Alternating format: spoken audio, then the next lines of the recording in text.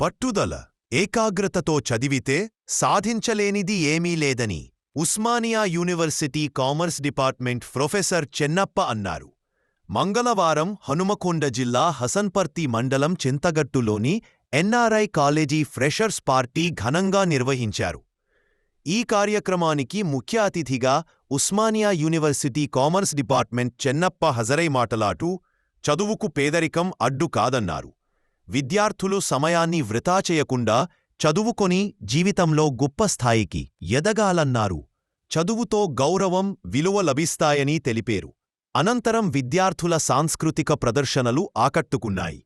First ఇయర్లో అత్యధిక మార్కులు సాధించిన విద్యార్థులకు శాలువాతో సత్కరించి బహుమతులు అందజేశారు.